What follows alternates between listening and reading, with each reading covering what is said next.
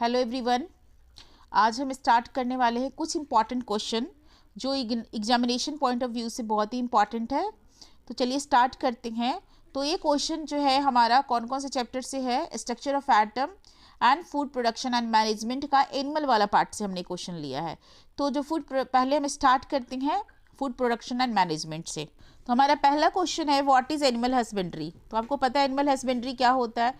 ये scientific management of live stock, यानी कि जो एनिमल है उसको हम पालते हैं, रियरिंग करते हैं, उसका मैनेजमेंट करते हैं। किस लिए, जानवरों को क्यों पालेंगे भाई, तो उससे हमें मीट, एग, फिश जो भी है, मिल्क, जानवरों को हम क्यों पालेंगे, उससे हमें मिल्क, मीट, एग, उल, हनी ये सब मिलता है, इसलिए हम पालते हैं। नेक्स्ट क्वेश्चन है पोल्ट्री फार्मिंग क्या होता है। आप सबको पता है कि बर्ड पालन, डोमेस्टिकेशन ऑफ बर्ड। क्यों, बर्ड से आपको क्या मिलता है, एग और मीट मिलता है। नेक्स्ट क्वेश्चन है पीसी कल्चर, मतलब फिश पालन, ब्रीडिंग ऑफ फिश। ठीक है, ओके। नेक्स्ट क्वेश्चन है एपी कल्चर। एपी कल्चर यानी कि हनी बी, जब रियरिंग ऑफ हनी बी करते हैं हम। मधुमक्खी पालन, क्यों पालेंगे, हनी और वैक्स के लिए। ठीक है, हमारा नेक्स्ट क्वेश्चन है कि ब्रॉयलर क्या होता है। तो मैंने पहले भी आपको बताया था कि ब्रॉयलर का मतलब ऐसा बर्ड जो हमें मीट देता है, ऐसे बर्ड की रियरिंग करना जो हमें मीट देता है। ओके, नेक्स्ट हम आते हैं लेयर। लेयर क्या होता है बच्चों, लेयर ऐसे बर्ड की रियरिंग करना जो एग प्रोडक्शन, जो हमें एग देता है। ये दोनों क्वेश्चन बहुत ही इंपॉर्टेंट है। नेक्स्ट क्वेश्चन है कि दो इंडियन ब्रीड का नाम बताओ, ऐसा कैटल, जो ऐसे कैटल का नाम बताओ जो इंडियन हो। तो Sahiwal and red Sindhi. Next question है कि दो एक्जोटिक ब्रीड वाले कैटल का नाम बताओ, Jersey and Holstein Friesian. Okay, and next question है कि वैक्सीनेशन क्या होता है। एनिमल में जो वैक्सीनेशन करवाते हैं, तो बिल्कुल वैसे ही जैसे हम वैक्सीनेशन करवाते हैं वैसे एनिमल को भी वैक्सीनेट करते हैं। किस लिए करते हैं, to protect animal from disease. ठीक है, प्रोसेस है वैक्सीन, एनिमल को वैक्सीन प्रोवाइड करते हैं ताकि उन्हें बीमारी ना हो।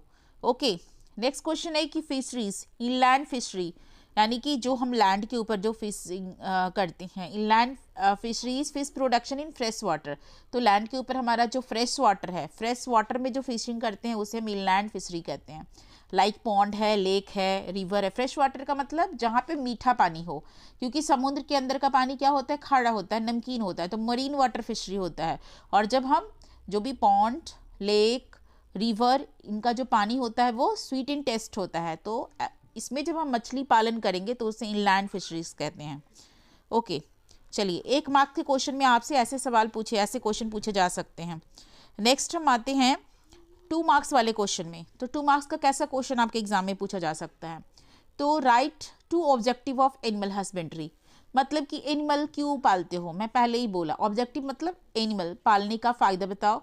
तो मिल्क, मीट, एग तो मिलता ही है ना। क्वालिटी ऑफ लिवस्टॉक, ठीक है, इम्प्रूव द क्वालिटी ऑफ लिवस्टॉक की क्वालिटी को इम्प्रूव करते हैं।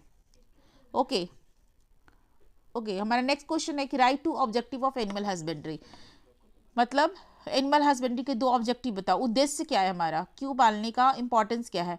तो एक तो इम्प्रूव करना है, to improve the quality of livestock, पालते हैं ताकि उनकी जो लाइव क्वालिटी है वो इम्प्रूव कर जाए। और दूसरा, उनसे हमें मिल्क, मीट और एग मिलता है। नेक्स्ट क्वेश्चन है right 2 advantage of poultry farming, इनका भी 2 एडवांटेज बताओ। तो सबसे पहला कि आप को क्या मिलता है, quick return through egg and meet.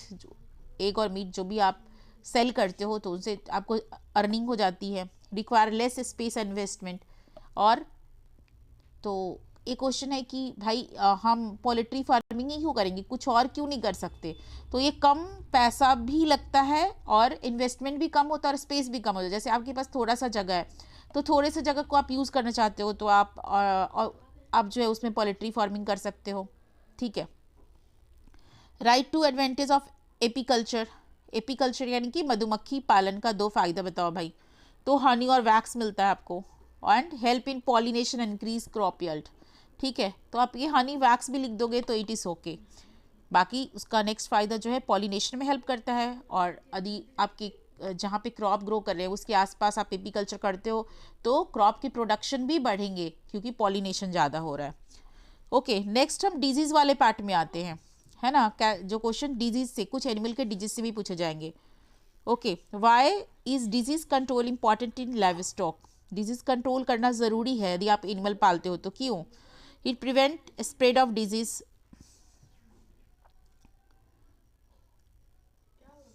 It prevents spread of disease, मतलब कि इससे हम कंट्रोल करेंगे तो एक तो स्प्रेड होने से बचाएंगे, दूसरा increase productivity and reduce loss to farmer.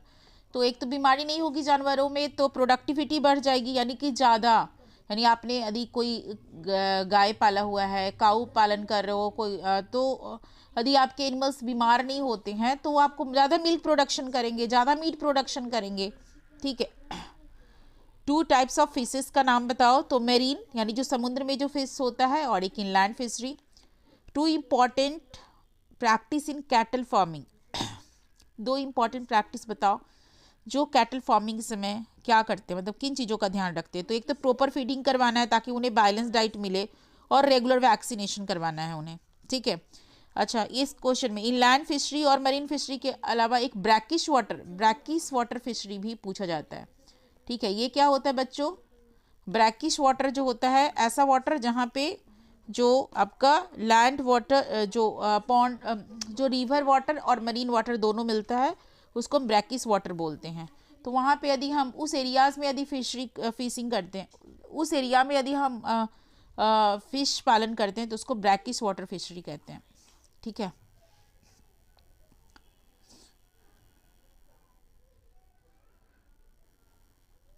Okay. Next question है हमारा, difference between layer and boiler. हो चुका है, लेयर्स क्या होता है? जिससे हमें एग मिलता है। अब ब्रॉयलर क्या होता है? जिससे हमें मीट मिलता है ना।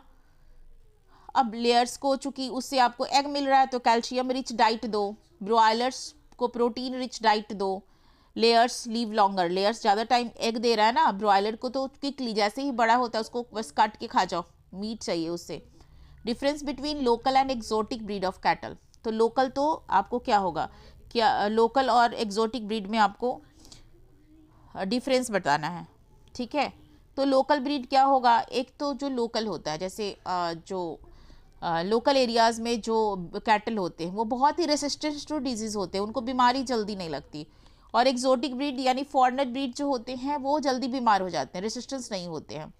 ठीक है, तो हम क्यों पालेंगे? तो एक्जोटिक ब्रीड जो होता है प्रोडक्शन ज़्यादा करते हैं, यदि हम एनिमल पाल रहे हैं तो इनका हायर मिल्क यील्ड होगा as compare to local breed. Local breed का प्रोडक्शन कम होता है, मतलब मिल्क, यदि मिल्क के लिए पाल रहे हो तो मिल्क यील्ड कम होगा, मीट के लिए पाल रहे हो तो उनकी साइज छोटी रह जाएगी, ठीक है, लोकल वालों की। लेकिन यदि आप फॉरेनर और एक्जोटिक ब्रीड पालोगे तो एज़ कम्पेयर टू लोकल उनका प्रोडक्शन ज़्यादा होता है। ठीक है, लोकल वालों का तो फिर क्यों पालेंगे हम फॉरेनर, लोकल क्यों पालेंगे हम, लोकल ब्रीड ही हम क्यों रखेंगे, फिर हमें फॉरेनर रखना चाहिए। तो देखो, फॉरेनर जो है वो बीमार ज़्यादा पड़ता है, दूसरा उसका मेंटेनेंस बहुत ज़्यादा, जैसे अब गर्मी का मौसम है तो उसके लिए आपको एसी कूलर भी लगाना होगा, पंखा लगाना होगा, है ना, फ़ैन वगैरह का व्यवस्था करना होगा, जहाँ पे वो रहते हैं वो वहाँ का जो एरिया है टेम्परेचर वगैरह एकदम बैलेंस रखना, और ठंड के मौसम में उन्हें जो है हीट प्रोवाइड करना होगा जिससे उनका बॉडी टेम्परेचर मेंटेन रहे, क्योंकि वो जल्दी नहीं तो जल्दी बीमार हो जाएंगे। राइट, नेक्स्ट क्वेश्चन है कि explain the importance of animal husbandry का क्या फ़ायदा है? तो animal husbandry provide milk, milk, egg, ul, it generate employment. अभी मैंने बताया कि एनिमल हस्बेंड्री में होता क्या है, तो मिल्क, मीट, एग, ये सारा चीज़ जो है हमें मिलता है। एम्प्लॉयमेंट, बहुत सारे गांव में आप देखते हो कि जिनके पास कोई काम धंधा नहीं है वो अपना एनिमल हस्बेंड्री में लगे हुए हैं, और तो इससे एम्प्लॉयमेंट जनरेट हुआ और उनका इनकम भी बढ़ गया। ठीक है, explain the type of fisheries. तो दो तरह की फिशरीज होती है, लैंड फिशरी और मरीन फिशरी। जब ऐसे आपको फिशरीज के बारे में आए तो मरीन यानी कि जो समुद्र में मछलियाँ पालती हैं, इंलैंड यानी कि जो फ्रेश वाटर में जो फिशरीज होती है, फ्रेश वाटर में जो मछली पालन करते हैं, फिश। ओके, नेक्स्ट क्वेश्चन है हमारा, explain the advantages of apiculture. Apiculture का क्या फ़ायदा है? अभी ये क्वेश्चन, इस तरह का क्वेश्चन अभी हमने आपको करवाया। पॉलिनेशन में हेल्प करता है, इंक्रीज एग्रीकल्चरल प्रोडक्टिविटी। ओके, तो दोबारा करने की ज़रूरत नहीं है। Describe important practice in cattle farming. तो कैटल कैटल फार्मिंग करते समय क्या किन किन चीज़ों का ध्यान रखना चाहिए? तो सबसे पहले तो ध्यान रखना चाहिए कि selection of good breed is important. आपका ब्रीड अच्छा होना चाहिए। Animal must be given balance diet, जो भी एनिमल आप पाल रहे हो उसको बैलेंस डाइट दो, और proper shelter and regular vaccination कराओ। ठीक है, यानी रहने का जगह उसका अच्छा होना चाहिए, साथ में वैक्सीनेशन भी रेगुलर होना चाहिए, उसका टीकाकरण वगैरह कराते रहो, नहीं तो बीमार होगा। ओके, नेक्स्ट है कि लाइवस्टॉक डिजीज़ क्या होता है? तो जो ऐसा डिजीज़ जो हमारे एनिमल्स को, यानी कि लाइवस्टॉक यानी कि फार्म एनिमल को इफेक्ट करता है, और इससे हमारी प्रोडक्टिविटी कम हो जाएगी। अभी जानवर बीमार होगा तो प्रोडक्टिविटी तो कम होगी। Two disease of cattle, cattle में होने वाले दो बीमारी, फुट एंड माउथ डिजीज जो कि वायरल है, एंड एंथ्रेक्स जो कि बैक्टीरियल डिजीज है। ठीक है, तो ऐसा क्वेश्चन भी आपके एग्जाम में पूछा जा सकता है। Two disease of poultry, bird में होने वाले बीमारी, okay, Ranikhet. And water infectious disease, infectious disease सबको पता है, जो इन्फेक्शन फैलाए, जो स्प्रेड करता हो। तो infectious disease are disease cause by micro organism like bacteria, virus and parasite से होने वाली बीमारी। ठीक है,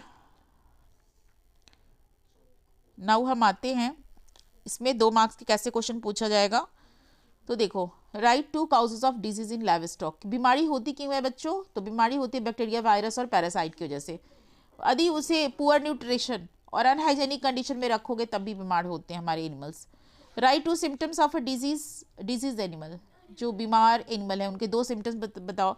तो जैसे आप बीमार होते हो तो क्या होता है? सबसे पहले तो लॉस ऑफ एपिटाइट, भूख खत्म हो जाती है, और दूसरा उनका प्रोडक्टिविटी डिक्रीज कर जाएगा, है ना। यानी कि यदि मिल्क प्रोडक्शन कर रहा है तो मिल्क का प्रोडक्शन कम हो जाएगा और वीक लगने लगेगा। तो आप अपने से भी ये लिख सकते हो कि जैसे ही बीमार होते हैं, आप खुद सोचो कि बीमार होने के बाद जैसे क्या होता है, भूख कम हो जाती है, वीकनेस फील होता है। तो सारे सिम्टम्स एनिमल में भी देखने को मिलता है। How can animal disease be prevented? तो रेगुलर वैक्सीनेशन, बीमार ना उसके लिए क्या करेंगे? तो एक तो टीका दिलाओ, और उनका क्लीननेस, है ना, साफ सफाई का ध्यान रखो, बैलेंस डाइट दो। Okay, next come to 3 marks question. 3 marks question कैसा आ सकता है इसके अंदर? तो देखो, explain the type of disease in livestock. Livestock में होने वाली बीमारी क्या हो सकते हैं? इन्फेक्शस और नॉन इन्फेक्शस। एक तो ऐसा जो इन्फेक्शन को फैलाएगा, स्प्रेड करेगा, और दूसरा जो स्प्रेड नहीं करेगा। तो infectious disease cause by micro organism and can be spread. Non infectious जैसे कि न्यूट्रिशन डिफिशिएंसी की वजह से होता है।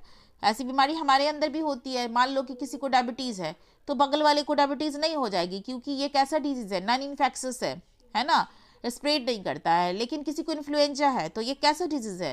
यानी जब सर्दी खांसी जुकाम होता है तुम्हें, तो ये स्प्रेड करने वाला बीमारी है, तुम्हारे बगल वाले को भी हो जाएगा। तो एनिमल में भी वैसे ही है। एक बीमारी ऐसी होती है जो उनको ख़राब खाना दोगे तो उनके अंदर न्यूट्रिशन डिफिशिएंसी की वजह से होगा, तो वो उन्हीं के अंदर रहेगा, वो स्प्रेड नहीं करेगा।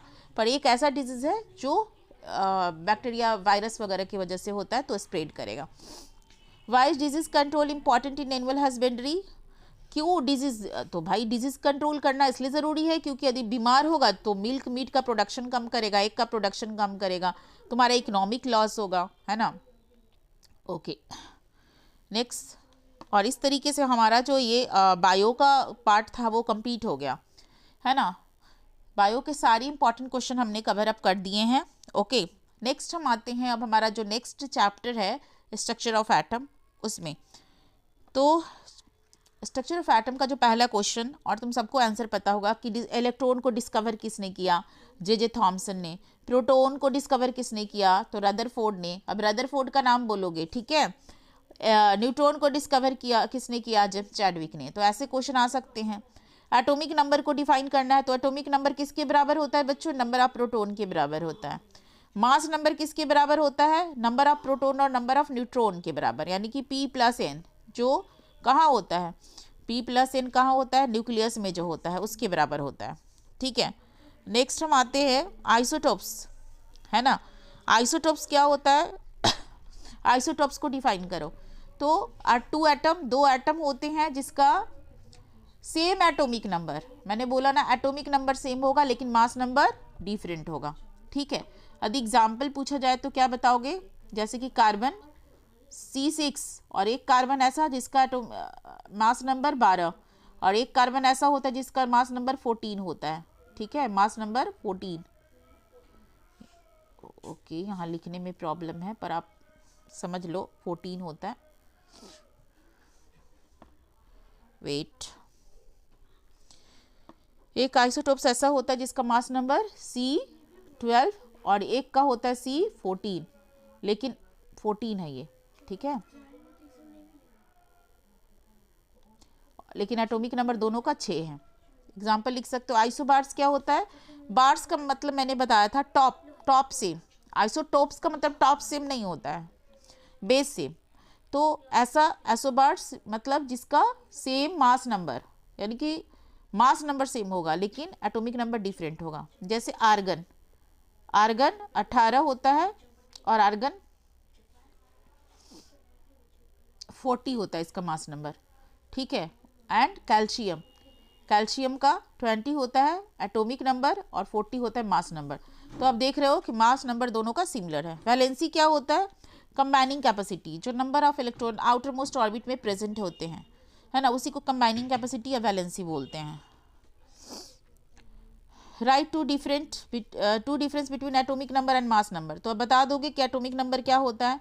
नंबर ऑफ प्रोटॉन को बोलते हैं, और नंबर ऑफ प्रोटॉन कहाँ होता है? न्यूक्लियस में होता है। मास नंबर क्या होता है? प्रोटॉन और न्यूट्रॉन दोनों के सम को बोलते हैं, ठीक है। ओके, और एटॉमिक नंबर को हम किससे रिप्रेजेंट करते हैं? दूसरा डिफरेंस क्या लिखोगे? Atomic number is represented by Z and mass number is represented by A। Write two drawbacks of Rutherford atomic model. तो रदरफोर्ड ने जो एटॉमिक मॉडल बताया था, इसके 2 ड्रॉबैक्स बताओ। तो पहला तो कि स्टेबिलिटी ऑफ एटम को एक्सप्लेन नहीं किया था, और दूसरा कि distribution of electron in a shell, उसको भी एक्सप्लेन नहीं किया था। मैंने बताया था ना कि ये जो है न्यूक्लियस के around K shell, L shell, M shell होता है, तो किस में कितना इलेक्ट्रॉन होगा ये भी इन्होंने नहीं बताया था। नेक्स्ट क्वेश्चन है, right the electronic configuration of sodium. तो सोडियम का एटॉमिक नंबर कितना होता है? एटॉमिक नंबर होता है सोडियम का 11, ठीक है। तो इलेक्ट्रॉनिक कन्फिग्रेशन लिखते समय मैंने बोला था कि पहले वाले ऑर्बिट के अंदर 2 इलेक्ट्रॉन, दूसरे में 8, ठीक है। 2n² रूल फॉलो होता है, 2n², ठीक है। तो पहले वाले ऑर्बिट में 2 इलेक्ट्रॉन, दूसरे में 8, और अब आपके पास कितना बच गया? अब आपके पास 1 इलेक्ट्रॉन, 2 8 10 हो गया, 1 बचा, तो 1 आउटर मोस्ट ऑर्बिट में जाएगा, यानी 281 इलेक्ट्रॉनिक कन्फिग्रेशन ऐसे लिखोगे। नेक्स्ट क्वेश्चन है कि why is an atom is electrically neutral. तो नंबर ऑफ प्रोटॉन और नंबर ऑफ इलेक्ट्रॉन दोनों में बराबर होता है। प्रोटॉन पे प्लस चार्ज और इलेक्ट्रॉन पे माइनस चार्ज होता है, इसीलिए इलेक्ट्रिकली न्यूट्रल होता है। ओके, नेक्स्ट क्वेश्चन है कि describe Rutherford gold foil experiment and its conclusion. तो रदरफोर्ड का गोल्डफॉयल एक्सपेरिमेंट मैंने बताया था कि अल्फा पार्टिकल्स को लिया था, बम्बार्ड करवाया था थिन गोल्ड फॉयल के ऊपर, और बहुत सारा अल्फा पार्टिकल स्ट्रेट पास हो गया था, some were deflected and few bounce back. कुछ डेविएट किए थे और कुछ जो है वापस उसी रास्ते पे लौट के चले आए थे। और कंक्लूजन क्या था कि बहुत सारा स्पेस, चूंकि बहुत सारा सीधा चला गया, इसका मतलब बहुत सारा स्पेस खाली है ना। और जो थोड़ा सा जो बाउंस बैक यानी कि अपने रास्ते पे लौट के चला, इसका मतलब कि बीच में सेम पॉजिटिव चार्ज प्रेजेंट है। बस इतना इनफ है। State the postulate of Bohr model.